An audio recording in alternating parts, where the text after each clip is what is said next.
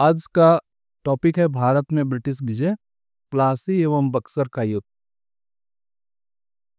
वर्ष 1717 में मुगल सम्राट के एक शाही फरमान द्वारा कंपनी को बिना कर चुकाए बंगाल से अपने सामान का आयात निर्यात करने की आज़ादी मिली हुई थी और इन मालों की आवाजाही पर पास या दस्तक जारी करने का उसे अधिकार था।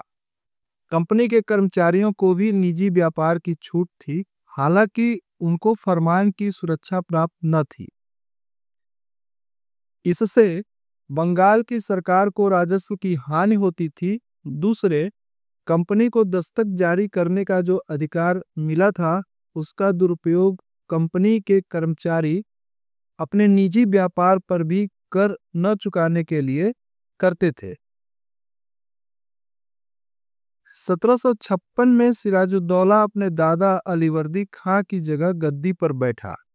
उसने अंग्रेजों से मांग की कि वे जिन शर्तों पर मुर्शिद कुली खां के जमाने में व्यापार करते थे, उन्हीं शर्तों पर अब भी व्यापार करें।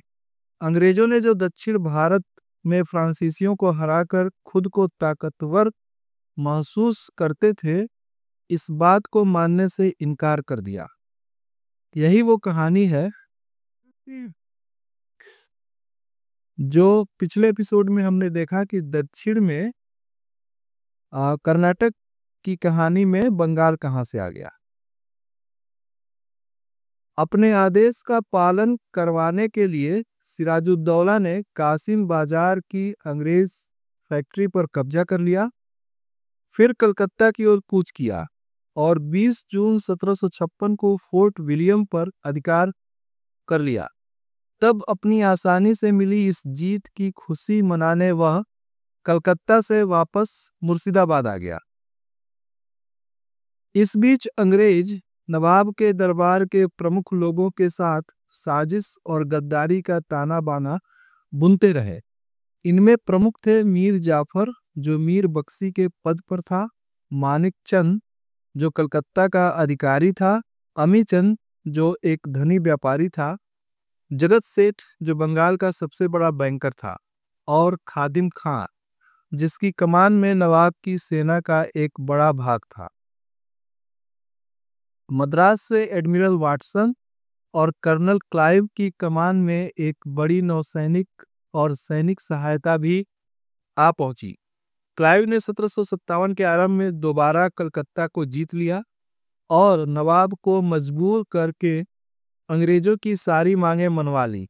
इसके बावजूद अंग्रेजों ने सिराजुद्दौला की जगह मीर जाफर को बिठाने की साजिश रची।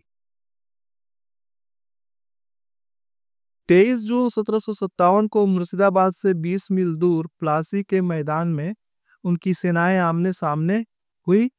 प्लासी का यह निर्णायक युद्ध केवल कहने को युद्ध था। मीर जाफर और राय दुर्लभ जैसे गद्दारों की कमान में नवाब की काफी सेना लड़ाई में उतरी ही नहीं।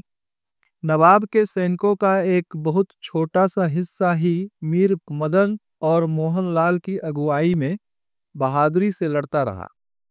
नवाब को मजबूर होकर भागना पड़ा, मगर वह पकड़ा गया और मीर जाफर के बेटे मीरन के हाथों मारा गया। 1757 में प्लासी का युद्ध क्लाइव ने मीर जाफर के साथ षड्यंत्र करके बंगाल के नवाब सिराजुद्दौला से जीता तथा मीर जाफर को बंगाल का नवाब बनाया, जो अंग्रेजों के हाथ की कठपुतली था। बंगाल के कवि नवीन चंद्र सेन के अनुसार प्लासी के युद्ध के बाद भारत के लिए शाश्वत दुख की काली रात का आरंभ हुआ। मतलब 1757 में प्लासी का युद्ध जीतने के बाद अंग्रेजों ने पूरी ताकत के साथ बंगाल का शोषण आरंभ किया और यही वह धन था जिसके द्वारा 1760 में कर्नाटक के तृतीय युद्ध में उन्होंने फ्रांसीसियों को निर्णायक रूप से पराजित कर दिया। जब मीर जाफर से अंग्रेजों का मन भर गया तो उसे हटाकर 1760 में उसके दामाद मीर कासिम को नवाब बनाया गया तथा उपहार एवं अन्य छूटें प्राप्त की गई। लेकिन शीघ्र ही मीर कासिम से दस्तक के दुरुपयोग के मामले पर कंपनी का झगड़ा हो गया। अनेक लड़ाइयों के बाद मीर कासिम 1763 में हरा दिया गया। तब वो अवध भाग गया, जहां उसने अवध के नवाब शुजाउद्दौला और भगोड़े मुगल बादशाह शाह आलम द्वितीय के साथ एक समझौता किया। कंपनी की सेना के साथ इन तीनों सहयोगियों की मुठभेड़ 22 अक्टूबर 1764 को बक्सर में हुई, जिसमें ये तीनों हारे। यह भारतीय इतिहास के सबसे निर्णायक युद्धों में से एक था, क्योंकि इसने दो बड़ी भारतीय शक्तियों की संयुक्त सेना पर अंग्रेजी सेना की श्रेष्ठता सिद्ध कर दी। इस युद्ध ने अंग्रेजों को बंगाल, बिहार और उड़ीसा का निर्विवाद शासक बना दिया और अवध भी उनकी दया का मोहताज हो गया। क्लाइव ने 1765 में इलाहाबाद की संधि के तहत अवध के नवाब से समझौता कर 50 लाख रुपए और कड़ा तथा इलाहाबाद के क्षेत्र ले लिए।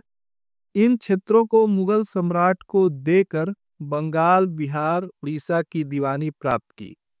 1765 से 1772 तक बंगाल का प्रशासन द्वैध पद्धति से चलाया गया, जिसके तहत राजस्व वसूलने का अधिकार कंपनी के पास रहा, लेकिन शासन का उत्तरदायित्व नाम मात्र के नवाब नजमुद्दौला के पास था।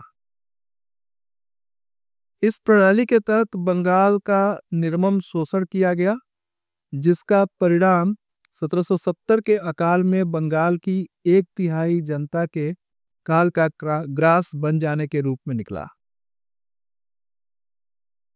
बक्सर और प्लासी की कहानी में इतनी ही बातें महत्वपूर्ण हैं। अगले एपिसोड में हम लोग ब्रिटिश विजय के अगले भाग को देखेंगे। धन्यवाद।